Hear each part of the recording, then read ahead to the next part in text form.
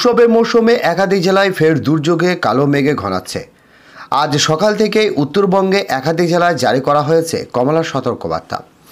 আবহাওয়া দপ্তরের পূর্বাভাস অনুযায়ী আজ সকাল থেকেই বজ্রবিদ্যুৎ সহ ভারী বৃষ্টির আশঙ্কা রয়েছে।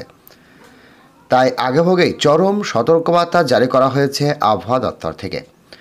আবহাওয়া দপ্তরের তথ্য অনুযায়ী আজ এবং আগামীকাল কয়েক ঘন্টার মধ্যে দার্জিলিং, জলপাইগুড়ি, কালিম্পং, আলিপুরদুয়ার, কোচবিহার, দক্ষিণ দিনাজপুরে বজ্রবিদ্যুৎ সহ হালকা থেকে মাঝারি বৃষ্টিপাতের পূর্বাভাস রয়েছে। তো বন্ধুরা, বিস্তারিত জানতে হলে ভিডিওটিকে সম্পূর্ণ দেখবেন, ভালো লাগলে একটি লাইক করবেন। আর এই ধরনের লেটেস্ট ট্রেন্ডিং আপডেট ভিডিওগুলি সবার প্রথম পাওয়ার জন্য আমাদের চ্যানেলটিকে সাবস্ক্রাইব করে পাশের বেল আইকনটিকে প্রেস করে অল নোটিফিকেশনটিকে ক্লিক করে আমাদের সঙ্গে থাকবেন। তো চলুন এক নজরে দেখে নেওয়া যাক।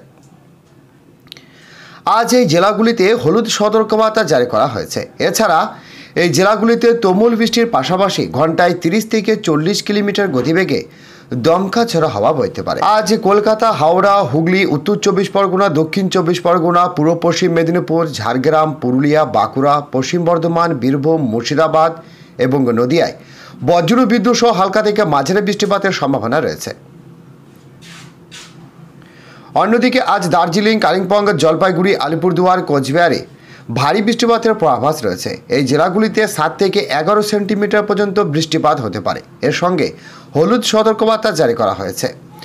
আগামী শুক্রবার শুধুমাত্র উত্তর দিনাজপুর, দক্ষিণ দিনাজপুর, মালদহ জেলায় হালকা থেকে মাঝারি বৃষ্টিপাত হতে পারে।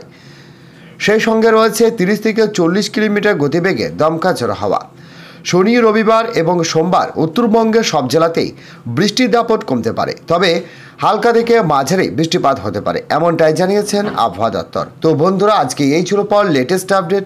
ভিডিওটি ভালো লাগলে একটি লাইক করবেন এবং আমাদের চ্যানেলে প্রথম হয়ে থাকলে চ্যানেলটিকে সাবস্ক্রাইব করে পাশের বেল আইকনটিকে প্রেস করে অল নোটিফিকেশনটিকে ক্লিক করে আমাদের সঙ্গে থাকবেন।